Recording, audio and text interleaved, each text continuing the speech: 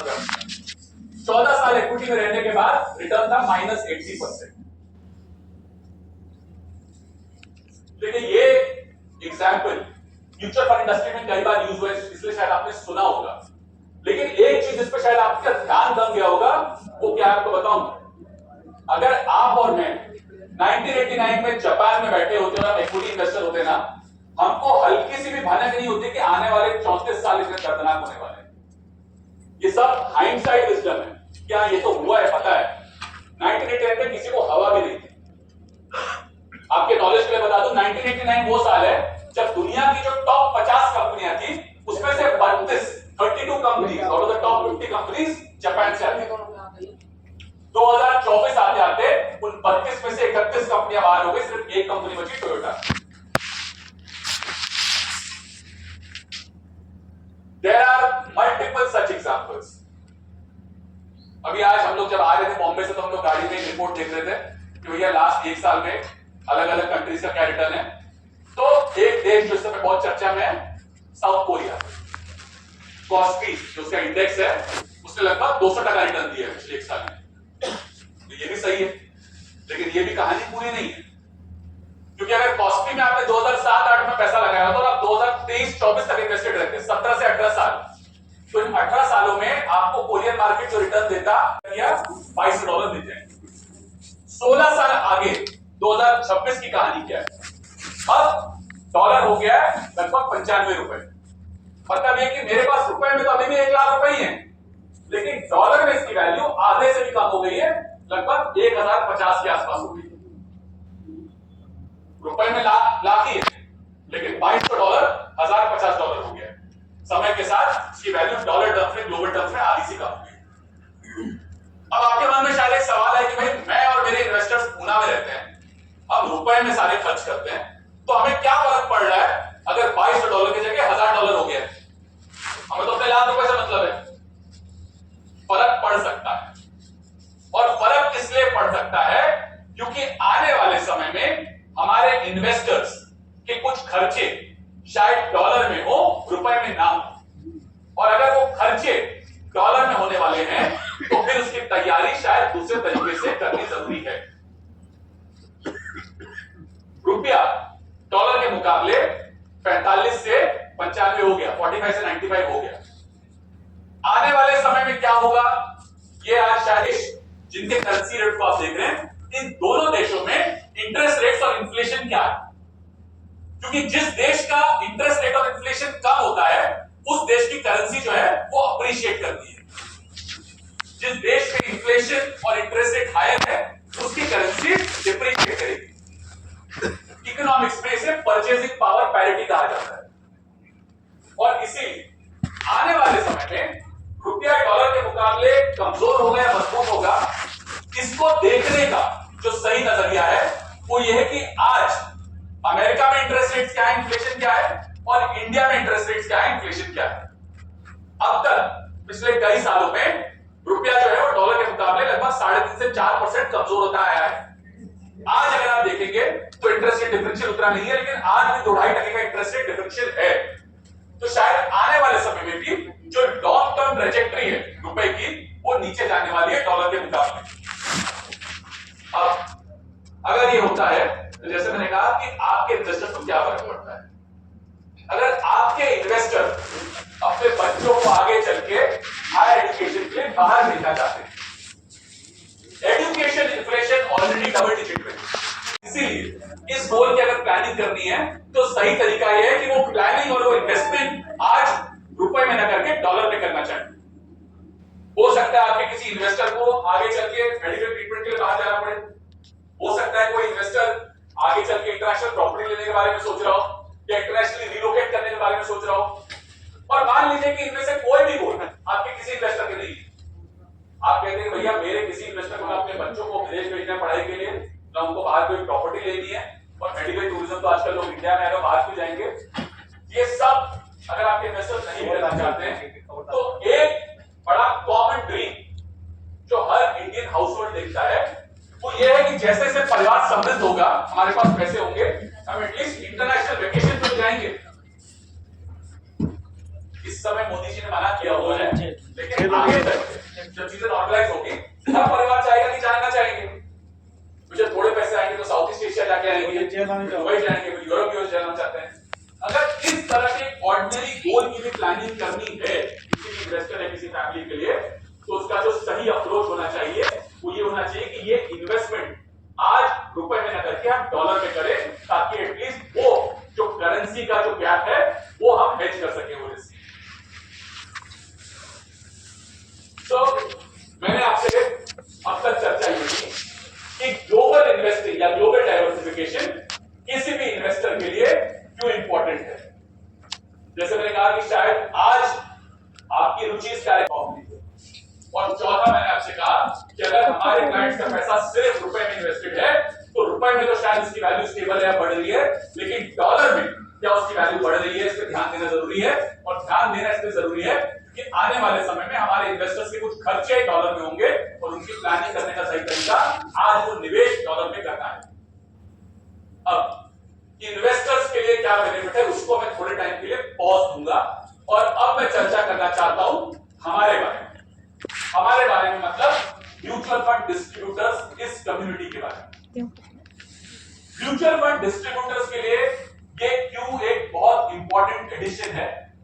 इस डिस्कशन को सबसे पहले मैं शुरुआत करना चाहता हूं एक ऐसी चीज के बारे में बात करके जो जनरली म्यूचुअल फंड डिस्ट्रीब्यूटर्स के बिजनेस मॉडल में मिसिंग पाया जाता है, जिसे हम कहते हैं ट्रांजैक्शन इनकम।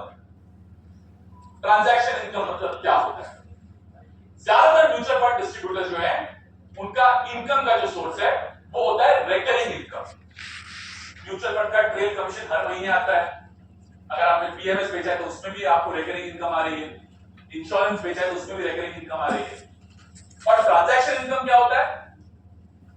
स्टॉक में अगर ट्रेडिंग किया क्लाइंट ने तो जो ब्रोकरेज बनी वो ट्रांजैक्शन इनकम है। अगर कोई बॉन्ड बेचा तो उसमें जो ब्रोकरेज जनरेट हुआ उससे जो अर्निंग आई वो है ट्रांजैक्शन। जनरली देखा यह जाता है कि म्यूचुअल फंड डिस्ट्रीब्यूटर्स का ध्यान ट्रांजैक्शन इनकम पे कम रहता है। अब कुछ अनकंफर्टेबल ट्रूथ्स। सबसे पहला, जैसे मैंने कहा कि ज्यादातर म्यूचुअल फंड डिस्ट्रीब्यूटर्स का जो सोर्स ऑफ इनकम है वो हेवीली डिपेंडेंट है रिकरिंग इनकम पे। अनफॉर्चुनेटली हमारी इंडस्ट्री का जो रेगुलेटर है सेबी, उसका मैसेज पिछले कई सालों से बहुत क्लियर है। अंग्रेजी में कहते हैं राइटिंग ऑन द वॉल है। और वो क्या है कि भाई जैसे जैसे इस इंडस्ट्री का साइज बढ़ेगा, इस बढ़ती साइज का फायदा सिर्फ एक व्यक्ति को मिलेगा जो है एंड इन्वेस्टर। बाकी जितने लोग इस इकोसिस्टम में काम करते हैं, चाहे वो एसेट मैनेजमेंट कंपनियां हो, हमारे जैसे कॉर्पोरेट डिस्ट्रीब्यूटर्स हो, या आप जैसे इंडिविजुअल एमएफडीज हो, हम सबके लिए सेबी का मैसेज बहुत क्लियर है कि भैया इस इंडस्ट्री में अगर आपको काम करना है तो एक बात गार्ड बांध लीजिए, एब्सोल्यूट मार्जिन तो धीरे धीरे कम होते जाएंगे, आप वॉल्यूम बढ़ाइए, मार्जिन कम होंगे। सेबी के सारे कदम इसी प्रयास में है कि भाई वॉल्यूम बढ़ाओ, मार्जिन कम होने चाहिए। जैसे जैसे इंडस्ट्री का साइज बढ़ेगा आप मार्जिन कम चार्ज करो, इन्वेस्टर को फायदा होना चाहिए। तो अगर मार्जिन कम होने वाले हैं तो म्यूचुअल फंड डिस्ट्रीब्यूटर्स का मार्जिन प्रेशर में है। वैसे ही चल रहा था, अभी इस नए फाइनेंशियल ईयर में जीएसटी की एक और मार आ गई, तो मार्जिन और कंप्रेस हो गए ज्यादातर लोगों के। तो इस सिनेरियो में जहां एक कॉमन म्यूचुअल फंड डिस्ट्रीब्यूटर के मार्जिन प्रेशर में है, क्या कुछ ऐसी बेस्ट प्रैक्टिसेस जो हमारे देश की सबसे बड़ी वेल्थ मैनेजमेंट कंपनियां अपने बिजनेस में फॉलो कर रही हैं, उनको देखकर उनसे हम कुछ सीख सकते हैं। तो इसको समझने के लिए मैं आपके सामने हमारे देश की दो कंपनियों के उदाहरण रखूंगा। एक है 361 और दूसरा है नुवामा। ये डेटा मैं इसलिए दिखा रहा हूं आपको क्योंकि डेटा पब्लिक डोमेन में अवेलेबल है, आप घर जाके चेक भी कर सकते हैं। जैसे मैंने कहा, इनकम के दो माध्यम हो सकते हैं, रिकरिंग इनकम और ट्रांजैक्शन इनकम। अगर 361 की मैं बात करूं तो नंबर ये दिखाते हैं कि अगर 100 रुपए का रेवेन्यू आ रहा है तो 100 रुपए में से 70 रुपया 70% रिकरिंग इनकम है, लेकिन 30% ट्रांजैक्शन इनकम, 30% ट्रांजैक्शन इनकम आ रही है। अगर नुवामा की बात करूं तो ये नंबर लगभग 60-40 का है। 59% रिकरिंग इनकम है, लेकिन 41% ट्रांजैक्शन इनकम। इससे क्या समझ में आता है? इससे ये समझ में आता है कि जो देश की बड़ी वेल्थ मैनेजमेंट कंपनियां हैं, और ये मैंने आपको 2 उदाहरण दिए हैं, मैं आपको एक और चीज बता दूंगा, आप इंडस्ट्री के सारे बड़ी वेल्थ मैनेजमेंट कंपनियों का नंबर देख लीजिए। Transaction income as a share of the total revenue 30 से 45% आपको मिलेगा।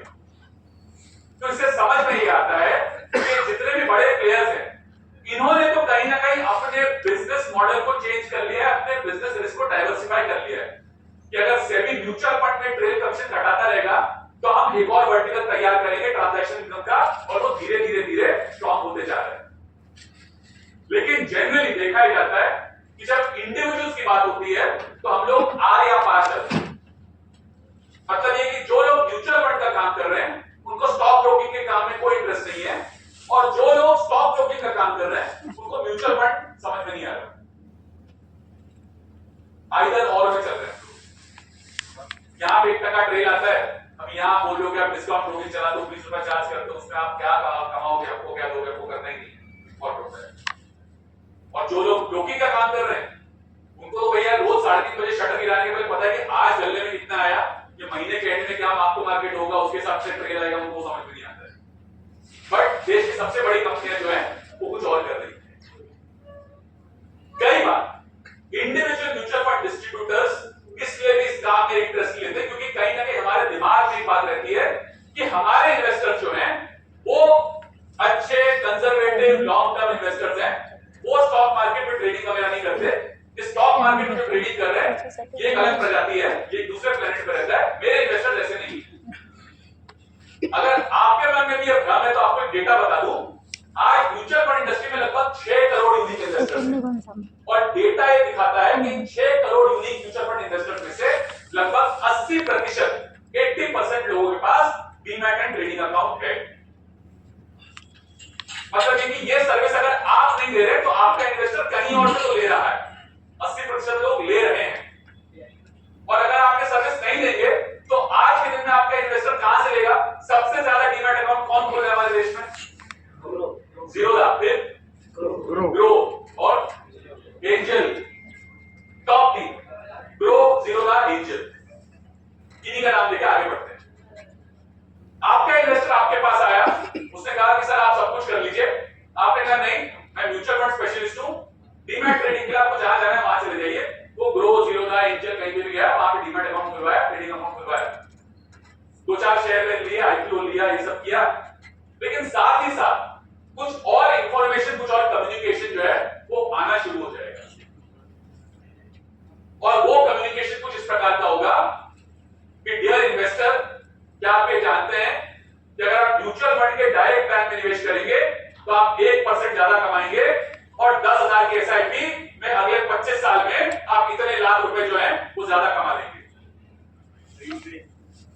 और ये क्यों आएगा पता है आपको? क्योंकि जो सारे नाम आपने लिए, जीरोधा, ग्रो, एंजल, स्टॉक्स, जो भी नाम आप लेते हैं टॉप स्टॉक ब्रोकर्स का, इन सब में एक चीज कॉमन है, म्यूचुअल फंड ये डायरेक्ट प्लान में बेचते हैं। इन सबके पास आरआईए लाइसेंस है और म्यूचुअल फंड ये डायरेक्ट प्लान में बेचते हैं।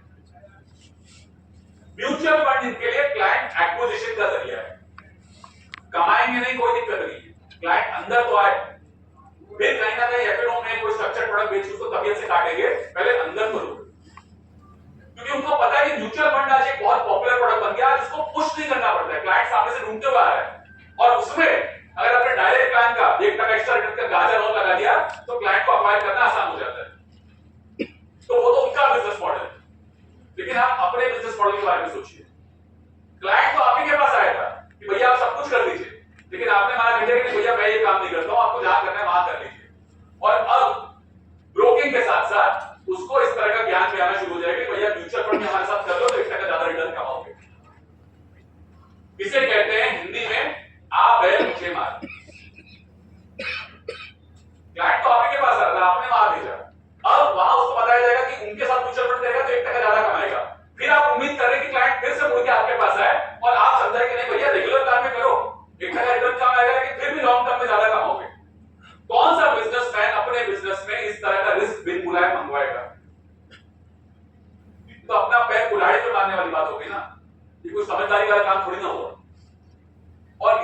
मैं बार बार कह रहा हूं कि कौन सा प्रोडक्ट कितना बेचना है वो डिसीजन आपका ही रहेगा, लेकिन दुकान में सब कुछ रखना बहुत इंपॉर्टेंट है। आप किसी किराने की दुकान में जाइए, सैकड़ों सामान बेच रहे हो, सारे सामान जो किराने की दुकान में बिक रहे हैं उन सब में क्या दुकानदार का मार्जिन सेम है? नहीं। बहुत सारे ऐसे सामान में सिर्फ 15-20% मार्जिन होगा, लेकिन बहुत सारा सामान ऐसा भी हो जाए 2% मार्जिन पे भी रखता है वो ये रखना पड़ेगा। नेस्ले का माल मैं 2% मार्जिन पे भी रखूंगा, एचयूएल मुझे 5% मार्जिन देगा तो भी रखूंगा, पीएनजी में कम मार्जिन पे भी रखूंगा। तो बेवकूफ है, क्यों रख रहा है? सिर्फ 20% मार्जिन वाला सामान रखे अपनी दुकान में। लेकिन अगर वो ये करेगा, सिर्फ 20% मार्जिन वाला सामान अपनी दुकान में रखेगा और 2% मार्जिन वाला नहीं रखेगा, तो होगा क्या? क्या होगा? कस्टमर दूसरे दुकान में जाएगा वो 2% मार्जिन वाला सामान खरीदने, और कहीं ना कहीं वो 2% मार्जिन वाला सामान खरीदते खरीदते 20% मार्जिन वाला सामान भी दूसरे की दुकान से ले लेगा। और इसीलिए अगर आपने वेल्थ मैनेजमेंट की दुकान खोली है तो आप सिर्फ एक प्रोडक्ट, एक लाइन ऑफ बिजनेस, एक इनकम पे आश्रित नहीं रह सकते। आपके पास ट्रांजैक्शन इनकम होना चाहिए। जैसे मैंने कहा 80% इन्वेस्टर्स ले तो रहे हैं, आप नहीं देंगे तो कहीं और से लेंगे, और अगर वहां से ले लिया तो जो हमारा कोर बिजनेस है वो भी एट रिस्क आ जाता है। हम आपसे आज ये कह रहे हैं कि आप अपने बिजनेस को अगर अब तक एक इंजन पे चलाते आए हैं, एक मोटर कार की तरह, और वो एक इंजन बड़ा स्ट्रॉन्ग इंजन है रिकरिंग इनकम का, तो अब इसमें एक बदलाव लाइए। रिकरिंग इनकम आपके बिजनेस का एक स्ट्रॉन्ग इंजन आने वाले समय में भी रहेगा, लेकिन साथ ही साथ एक और इंजन उसमें ऐड करिए, ट्रांजैक्शन इनकम का। अगर वो आपने ऐड कर दिया तो अब क्लाइंट आपको छोड़ के कहीं और जाए उसकी जरूरत ही नहीं आएगी, और अब 2 इंजन के साथ आप गाड़ी नहीं बल्कि हवाई जहाज उड़ा सकते हैं। इस ट्रांजैक्शन इनकम को बिल्ड करने के लिए क्या तरीके हो सकते हैं? सबसे पहला, इंडियन स्टॉक मार्केट। जैसे मैंने आपसे कहा कि 80% mutual fund investors Indian stock market में अकाउंट खोल रहे हैं, तो वो अपॉर्चुनिटी जब है तो हम क्यों इसको कैपिटलाइज करें। बट साथ ही साथ ट्रांजैक्शन इनकम कमाने के लिए आज जो यूनिक प्रोपोजिशन हम आपके पास लेके आए हैं वो है ग्लोबल इन्वेस्टिंग। आज के दिन क्या ऐसी चीजें हैं जिसके ऊपर किसी भी म्यूचुअल फंड डिस्ट्रीब्यूटर के बारे में गहराई से सोचना पड़ेगा? सबसे पहला, हम अपने इन्वेस्टर्स के पोर्टफोलियो के रिस्क को डाइवर्सिफाई करने में लगे हैं, लेकिन अपने बिजनेस का जो रिस्क है वो पूरी तरह से कॉन्सेंट्रेट हो गया है एक ही लाइन ऑफ बिजनेस में, उसको डाइवर्सिफाई नहीं कर रहे हैं। तो अपने बिजनेस रिस्क को डाइवर्सिफाई करिए। दूसरा, म्यूचुअल फंड एक बहुत अच्छा प्रोडक्ट है और ज्यादातर नीड्स को पूरा करने के लिए अपने आप में काफी है, लेकिन म्यूचुअल फंड आज के दिन में एक कमोडिटी बन गया है। पर्टिकुलरली सेबी कैटेगराइजेशन आने के बाद अब म्यूचुअल फंड में कुछ अलग बात करने के लिए आपके पास नहीं है। आप किसी क्लाइंट के पास जाएंगे और आप कहेंगे कि मैं म्यूचुअल फंड डिस्ट्रीब्यूटर हूं, म्यूचुअल फंड मेरे साथ कर लो, तो आपसे कहेंगे म्यूचुअल फंड सही है तो मैं भी जानता हूं, या आप एसआईपी कर लो, एसआईपी भी बहुत अच्छा मुझे भी पता है, आप नया क्या बता रहे हो। म्यूचुअल फंड प्रोडक्ट बहुत अच्छा है, इन्वेस्टर के पोर्टफोलियो में सबसे ज्यादा होना भी चाहिए, लेकिन नए इन्वेस्टर को जब हम मिलते हैं तो उससे बात करने के लिए हमारे पास नया मसाला क्या है। भैया ये तो पूरा गांव कह रहा है, आप कुछ अलग बात करने आए हो, वही बात करोगे जो सब कह रहे हैं। वहां पे ग्लोबल इन्वेस्टिंग आपके लिए एक यूनिक पिच बन सकता है, क्योंकि इसमें एक नयापन है जो आज इन्वेस्टर्स के पोर्टफोलियो में नहीं है। एसेट एलोकेशन, जैसे मैंने आपसे कहा कि कहीं ना कहीं एसेट एलोकेशन की परिभाषा हमारे मन में जो है वो, क्योंकि पिछले कुछ सालों में एएमसीज के बहुत सारे मल्टी एसेट एलोकेशन फंड्स के एनएफओ आए, तो उन सब ने हमको ये सिखाया, भैया आप अपने पोर्टफोलियो में अगर 65 इक्विटी कर लोगे, 20 डेट कर लोगे और 15 गोल्ड कर लोगे, तो आपका रिस्क एडजस्टेड रिटर्न जो है वो बेहतर हो जाता है, आपकी राइट स्मूथ हो जाएगी। ये एक अच्छा तरीका है एसेट एलोकेशन करने का, पोर्टफोलियो बनाने का। लेकिन हम कहीं ना कहीं ये बात भूल गए कि ये सब जो हम कर रहे हैं कि हम उस 3% के कुएं में ही कर रहे हैं, बाकी 97% का जो समुंदर है वो तो बाहर है। और अगर एसेट एलोकेशन सही मायने में करना है तो इस 3% पे अपने आप को सीमित रखकर हम एसेट एलोकेशन नहीं कर सकते। एसेट एलोकेशन के बारे में जब भी आपने सुना होगा तो आपको हर एएमसी ने या जहां भी आपने सुना है आपको ये बोला होगा कि एसेट एलोकेशन इसलिए करना चाहिए क्योंकि सारे जब आपने एसेट एलोकेशन किया है तो आपका रिस्क कम हो जाता है। जब एक एसेट क्लास ऊपर जा रहा है तब शायद दूसरा नीचे जा रहा है, पोर्टफोलियो की वॉलेटिलिटी कम हो जाएगी। सेम चीज कंट्री के लिए भी सही है।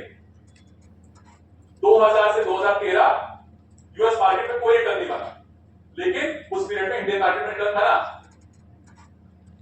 2007-8 से लेकर 2023-24 तक कोरिया में कोई खास रिटर्न नहीं बना, लेकिन पिछले 2 साल में इतना अच्छा रिटर्न बना कि अब 20 साल का रिटर्न भी हमसे बेहतर दिखने लगा है। तो एसेट एलोकेशन करने का जो सही तरीका है वो diversification across countries, across borders है। Adviser differentiation. आज अगर आपका इन्वेस्टर आपको सिर्फ एक म्यूचुअल फंड डिस्ट्रीब्यूटर या एक इंश्योरेंस एजेंट की तरह देखता है, तो आने वाले समय में कंपटीशन, चाहे वो बैंक से हो, वेल्थ मैनेजमेंट कंपनियों से हो, ऑनलाइन प्लेटफॉर्म से हो, वो और ज्यादा इंटेंस होने वाला है। लेकिन हमारा ये मानना है, इनफैक्ट हमारी ये दावा है कि अगर आप इस एक प्रोडक्ट लाइन को अपने साथ जोड़ लें तो आपका परसेप्शन आपके इन्वेस्टर्स के दिमाग में सिर्फ एक म्यूचुअल फंड डिस्ट्रीब्यूटर या एक इंश्योरेंस एजेंट का नहीं रहेगा, सही मायनों में एक ग्लोबल वेल्थ मैनेजर का बन सकता है। क्योंकि इस एक ऑफरिंग के साथ आप सही मायनों में across the globe wealth creation की अपॉर्चुनिटीज को अपने इन्वेस्टर्स तक ला सकते हैं। And last but not the least, अगर आप रिकरिंग इनकम और ट्रांजैक्शन इनकम दोनों पे काम करेंगे तो अब आपका इन्वेस्टर आपको छोड़ के किसी भी नीड के लिए किसी और के पास जाए उसकी जरूरत ही नहीं होगी। और अगर वो हमने कर दिया तो ऑटोमेटिकली क्लाइंट्स का वॉलेट शेयर पूरा मिलना शुरू हो जाएगा और हमारा बिजनेस जो है वो तेजी से ग्रो करना शुरू कर देगा। सो ये हो गई कुछ बातें कि क्यों किसी भी डिस्ट्रीब्यूटर के लिए सबसे पहले ट्रांजैक्शन इनकम इंपॉर्टेंट है। एंड ट्रांजैक्शन इनकम बिल्ड करने के लिए इंडियन इक्विटी के साथ साथ आज ग्लोबल इक्विटी आपको एक यूनिक एज दे सकता है। अब मैं फिर से आता हूं इन्वेस्टर्स पे। मैं ये मानता हूं कि जो भी मैंने आपको अब तक बताया कि इन्वेस्टर्स के लिए क्यों इंपॉर्टेंट है, इसको सुन के होपफुली आप में से कुछ लोग कन्विंस हो गए कि नहीं ठीक है, जो कह रहे हैं इस बात में थोड़ा दम है, क्लाइंट्स के पोर्टफोलियो में थोड़ा बहुत ग्लोबल एलोकेशन हमें करना चाहिए। तो अगर क्लाइंट के पोर्टफोलियो में ग्लोबल एलोकेशन करना है तो आज हमारे पास क्या ऑप्शंस है, क्या विकल्प अवेलेबल है।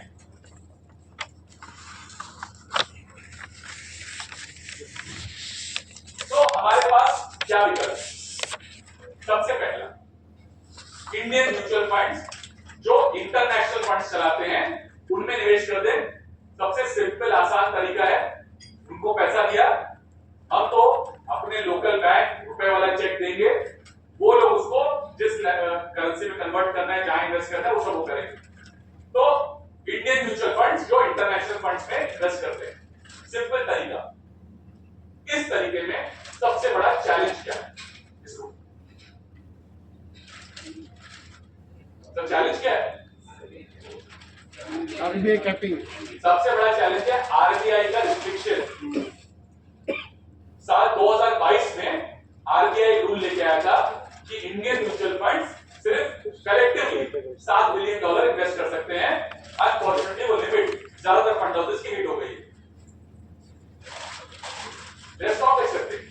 लास्ट 2 महीने में अगर देखेंगे, थोड़े टाइम के लिए इसका मुझे सबके धड़ धड़ धड़ करके एडिट आना शुरू हो गए, एक के पीछे हर हफ्ते एक का एडिट आता था, क्या मत कर रहे।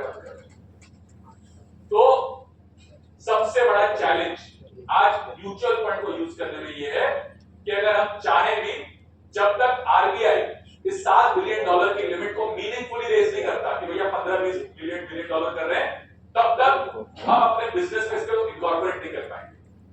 एंड अनफॉर्चुनेटली आज रुपए की जो स्थिति है, ऐसे स्थिति में आके आरबीआई इस लिमिट को बढ़ाए वो बहुत मुश्किल है। जब 60 पे नहीं किया तो 95 पे तो नहीं करने वाले। तो सबसे बड़ा कारण है कैसे ग्लोबल इन्वेस्टिंग अगर करना है म्यूचुअल फंड के रूप से, तो आज मैं कर नहीं पा रहा हूं बिकॉज ऑफ रेगुलेटरी कैपिंग। इसके अलावा कुछ और छोटे नुआंस रीजन है जो आपको पता होने चाहिए, क्योंकि आप लोग एडवाइजर्स। वो क्या है? अगर मुझे इंडियन म्यूचुअल फंड्स को यूज करके ग्लोबल इन्वेस्टिंग करना है तो जो ऑप्शंस होंगे, जो यूनिवर्स होंगे, वो हमेशा रिस्ट्रिक्टेड होगा, लिमिटेड होगा। कि सर नैस्डैक 100 वाला फंड ले लीजिए, उसको कॉपी कर लेंगे, ग्रेटर चाइना ले लीजिए, जापान ले लीजिए, ताइवान ले लीजिए। बट आपको कोई पर्टिकुलर थीम खेल ली कि मुझे एआई का ईटीएफ लेना है, मुझे सेमीकंडक्टर का ईटीएफ लेना है, मुझे किसी पर्टिकुलर कंट्री का ईटीएफ लेना है तो वो ऑप्शंस म्यूचुअल फंड रूट में जनरली रिस्ट्रिक्टेड होंगे। जब मुझे कोई स्टॉक लेना है तो मैं नहीं ले सकता, तो फ्लेक्सिबिलिटी कम है म्यूचुअल फंड रूट। एक और कारण अगेन एज डिस्ट्रीब्यूटर्स यहां पर मैं चर्चा कर सकता हूं, इन्वेस्टर्स को शायद मैं नहीं बताऊंगा। भाई जब हम इंडियन म्यूचुअल फंड लेते हैं तो वो इंडियन म्यूचुअल फंड का जो स्ट्रक्चर होता है वो एक एफओएफ का स्ट्रक्चर होता है, तो वो फंड का एक एक्सपेंस रेशियो होता है। वो डायरेक्टली पैसा नहीं लगाता, वो जनरली किसी फॉरेन फंड को या ईटीएफ को पैसा देता है। उस फंड का भी अपना एक एक्सपेंस रेशियो होता है। तो जब एज एन इन्वेस्टर मैं इस रूट से इन्वेस्ट करता हूं तो इन दोनों फंड्स का एक्सपेंस रेशियो कहीं ना कहीं मैं बेयर कर रहा हूं, और ये डबल एक्सपेंस रेशियो का ड्रैग कहीं ना कहीं मेरे रिटर्न्स को कम करेगा। ये रियलिटी है। एक और छोटा सा पॉइंट है, जब आप फंड्स को ओन करते हैं तो साइकोलॉजिकली आपकी ओनरशिप उतनी स्ट्रांग नहीं होती है। मतलब ये कि आपके पास मान लीजिए कोई इंडियन फंड भी है और साथ में आपके पास मोतीलाल ओसवाल नैस्डैक 100 भी है, आपके मन में कहीं ना कहीं मोतीलाल ओसवाल नैस्डैक 100 कोई अलग। इंडियन मार्केट में निफ्टी 500 में सबसे बेस्ट परफॉर्मिंग स्टॉक लास्ट एक साल में। मी काही येडी म्हणून सांगते का तुला? सॉरी नकोच आहे गेम, कशाला गेम पाहिजे?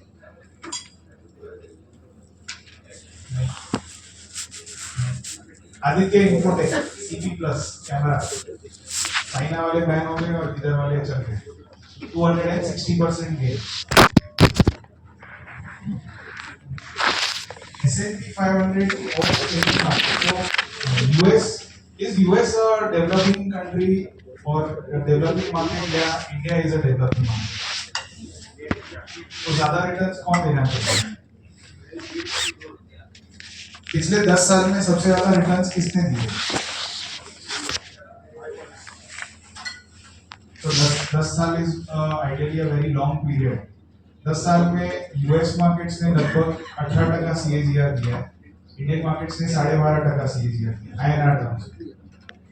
तो 10 लाख रुपया लगभग 58 लाख हो जाता यूएस में, और इंडिया में 33 लाख होता।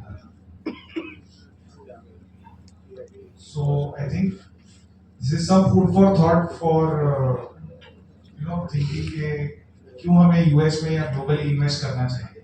बहुत सारी अपॉर्चुनिटीज है जो बाहर है, यहाँ पे नहीं है।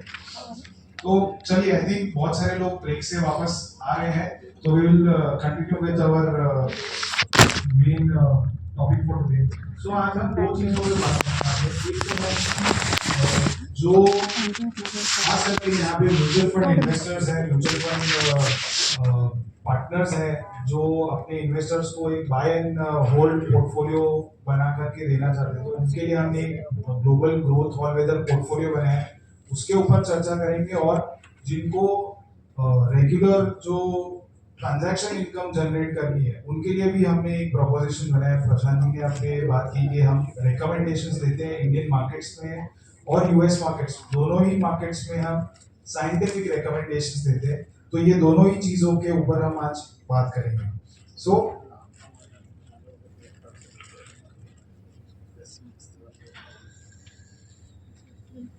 यूएस मार्केट्स में हमने इन 5 कैटेगरीज में रिकमेंडेशंस देना शुरू किया। सो 19 मार्च को गुड़ी पड़वा के दिन पे हमने रिकमेंडेशंस देना स्टार्ट किया था, हमारा ऐप लाइव गया था। और इन 5 categories, stocks to buy for 3 months, 6 months, 12 months, 2 years and ETFs to buy for 2 years, ये 5 कैटेगरीज में रिकमेंडेशंस देना शुरू किया है। ऐप पे आप अगर ऑलरेडी सैम्पो में अगर आपका डीमैट अकाउंट है तो आपको ऐप पे दिखेगा। जो टॉप बॉटम लेफ्ट कॉर्नर है, यहाँ पे अगर आप फ्लैग पे क्लिक करेंगे तो you will be straight away taken to the US dashboard, और वहाँ पे आपको कुछ इस प्रकार से अंदर जाएंगे आप तो यूएस इक्विटी के जो रिकमेंडेशन कैटेगरीज है ये दिखेगी। 6 months, 1 year, long term, ETFs to buy for long term. इसके बाद आपको वॉच लिस्ट दिखेगी। वॉच लिस्ट में जो ज्यादातर पॉपुलर स्टॉक्स है, एनवीडिया, माइक्रोसॉफ्ट, गूगल, ये सारे स्टॉक्स का एक पूरा वॉच लिस्ट क्यूरेट करके रखा हुआ है। And ETF picks and smart ETF list. So smart ETF list is basically, मान लीजिए आपको इमर्जिंग कंट्रीज में इन्वेस्ट कर रहे हैं, तो countries like Argentina, China, Brazil, ये सारी कंट्रीज के ईटीएफ हमने क्यूरेट करके यहाँ पे डाले हुए हैं डेवलप मार्केट्स में। इमर्जिंग मार्केट्स में, डेवलप मार्केट्स में आपको ऑस्ट्रेलिया, जापान, कनाडा, ये सारी कंट्रीज के ईटीएफ मिलेंगे। आपको पिछले 2 साल में गोल्ड में हमने काफी अच्छी रैली देखी है। क्या आपने गोल्ड या फिर मल्टी एसेट फंड्स अपने क्लाइंट्स को रेकमेंड किए? क्या आपने गोल्ड माइनिंग कंपनीज में इन्वेस्ट किया है? अनफॉर्चुनेटली इंडिया में कोई कंपनी है ही नहीं टू इन्वेस्ट इन इंडिया, लेकिन बाहर यूएस में आपको गोल्ड माइनिंग कंपनीज की भरमार मिलेगी। गोल्ड माइनिंग कंपनीज के ईटीएफ मिलेंगे। गोल्ड माइनिंग कंपनीज में लार्ज कैप और स्मॉल कैप, ये 2 कैटेगरीज के अलग अलग ईटीएफ मिलेंगे। सिल्वर के भी मिलेंगे, silver miner junior ETF, rare earth mining companies, ये सारे ईटीएफ मिलेंगे। यूएस में आपको ढेर सारे ऑप्शन मिलेंगे। There are 5000 ETF listed. आप जो थीम सोच सको वो थीम के आपको ईटीएफ मिलेंगे। क्या आपको लगता है कि ट्रम्प एक इंसाइडर है या इंसाइडर ट्रेडिंग करता है या उसकी पार्टी के लोग इंसाइडर ट्रेडिंग करते होंगे?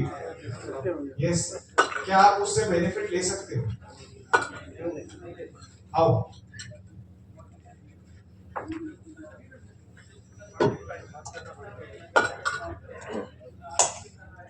अनाउंसमेंट करने के बाद तो सब पूरे जग जाहिर हो जाएगा, तो आप पैसे कैसे बनाएंगे? So that is one way कि उनका पोर्टफोलियो देखिए, लेकिन क्या आपको पता है उनका पोर्टफोलियो क्या है? उनके पोर्टफोलियो में वो क्या ले रहे हैं या क्या बेच रहे हैं? सो यूएस में बहुत ही इंटरेस्टिंग चीज है कि इट इज एक्सट्रीमली फाइनेंशियलाइज्ड मार्केट। तो यूएस में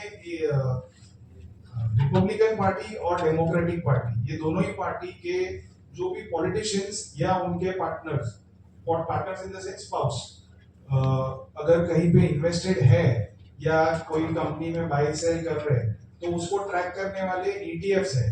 आप में से कितने लोग ट्रेडिंग व्यू यूज करते हैं? प्लीज हाथ ऊपर कीजिए। सो काफी सारे लोग हैं। आप जब फ्री होंगे तब ये ले सकता है और 50 टका गिर भी सकता है। स्टार्ट कीजिए। Stocks to buy for 6 months. तो 6 मंथ्स में 10 सिग्नल्स दिए और 10 में से 9 प्रॉफिटेबल है। ऑन सेमीकंडक्टर ऑलमोस्ट 100% तक जाके फिर थोड़ा नीचे आया। एक ही दिन में 30 टका गिर गया था, but nevertheless the stock is still quite well for us. इसके बाद stocks to invest for 1 year में इंटेल, माइक्रोन, these लगभग सारे स्टॉक्स जो ये रिलेटेड चीज है वो अच्छा कर रहे हैं। इसमें एक इंटरेस्टिंग स्टॉक है कॉर्निंग। क्या ये कंपनी के बारे में किसी ने सुना है? Cornering glass. Almost everyone has a mobile phone in their pockets now, और हम इस कंपनी के प्रोडक्ट के साथ रोज इंटरैक्ट करते हैं। लेकिन काफी सिंपल सी चीज है, लेकिन हमें एप्पल, माइक्रोसॉफ्ट के अलावा बहुत सारी कंपनी के बारे में पता है। सो ये सारे रिकमेंडेशंस आपको ऐप पे दिखेंगे, तो जो जिनके क्लाइंट्स एक्टिव ट्रेडर्स है उनके लिए काफी बेनिफिशियल हो सकता है। And stocks to buy for long term, तो लगभग 76% के विन रेट के साथ इसमें average return is the highest around 23.5%। And ETFs to buy for long term, तो 2 साल के से ज्यादा के पीरियड के लिए हम ये ETFs रेकमेंड करते हैं, और उसमें 61% के विन रेट के साथ ऑलमोस्ट एवरेज रिटर्न्स आर 8%। इसमें सेमीकंडक्टर का ETF है, साउथ कोरिया, ताइवान, ये सारे ETFs हमने रेकमेंड किए। अब हम बात करते हैं, सो ये हो गई जो ट्रांजैक्शन इनकम जिनको जनरेट करना है, जिनके एक्टिव क्लाइंट्स है जो ट्रेडिंग करते हैं, उनके लिए एक रेगुलर इनपुट मिलता रहेगा। कौन सा स्टॉक खरीदना है, कौन सा स्टॉक बेचना है, कब बेचना है, और नहीं बेचेंगे तो उनको भी अपडेट्स आते रहेंगे। अब हम बात करते हैं जो म्यूचुअल फंड इन्वेस्टर्स है और उनके लिए हमें क्या करना चाहिए, या जो 10 और 90 पोर्टफोलियो की बात की थी, तो उसमें how should we go and create a portfolio. तो उसके लिए हमने global growth all weather portfolio बनाया है। ये 12 ETFs का एक पोर्टफोलियो है और इसमें हमने क्या क्या चीजें डाली है ये देखते हैं। सो ये 12 ETFs का पोर्टफोलियो 4 सेक्शन में डिवाइडेड है। कोर इक्विटी पोर्टफोलियो या ग्लोबल कोर इक्विटी पोर्टफोलियो में लगभग 46% का वेटेज दिया है। इसके बाद रीइंडस्ट्रियलाइजेशन थी में 28%, tech and EI and real assets and defence. ये 4 मेन सेक्शंस है। अभी हम इसमें देखते हैं क्या क्या चीजें हैं। तो सबसे पहले हम ग्लोबल इक्विटी की बात करें, उसमें भी वो यानी वैनगार्ड का ये फंड है। Vanguard is the world's lowest cost provider of ETFs। Basically ये S&P 500 के स्टॉक्स में या S&P 500 इंडेक्स के ETF में इन्वेस्ट करता है। 3 पैसे के एक्सपेंस रेशियो पे ये हमें फंड या ETF ये मिल रहा है। बहुत सारे इंडिया में जो फॉरेन फंड्स है जैसे कि मोतीलाल नेशनल 100 वो अपने INAV से 20% प्रीमियम पे ट्रेड कर रहे हैं। Still people are buying it. It is almost criminal to buy such ETFs at a exorbitant premium. उसके सामने आपको ये 3 पैसे के एक्सपेंस रेशियो पे ये ETF PEA is develop markets ETF excluding US। तो इसमें आपका यूरोप, जापान, ऑस्ट्रेलिया, कनाडा ये सारे कंट्रीज के स्टॉक आ गए। फिर finally VWO is emerging market ETF। तो इंडिया, चाइना, ब्राजील, ताइवान, ये सारे साउथ कोरिया और ऑस्ट्रेलिया ये सारे इसमें कंपनीज आ गई। Brazil and finally tech and EI में 11% का हमने वेटेज दिया है। तो semiconductor AI is a main theme, लेकिन उसके पीछे बहुत सारी चीजें चलती है। तो SMH इज सेमीकंडक्टर, इसमें आपका ताइवान सेमीकंडक्टर का मैक्सिमम वेटेज आ जाता है। बॉट्स यानी कि ग्लोबल AI एंड रोबोटिक्स के कंपनीज आ जाती है। तो आगे चल के ये होगा कि जो AI है वो एक प्लेटफॉर्म बनेगा और उसके ऊपर बहुत सारे बिजनेसेस खड़े होंगे। तो right now electricity is a platform, उसके ऊपर बहुत सारे बिजनेसेस हैं। इंटरनेट इज अ प्लेटफॉर्म, उसके ऊपर बहुत सारे बिजनेसेस हैं। 200 साल पहले जब रेल रोड आया था तो उसके ऊपर बहुत सारे बिजनेसेस हैं। Same thing is going to happen with AI और AI के ऊपर robotics is one of the major components या कैटेगरीज जो आगे आएगी और वो बहुत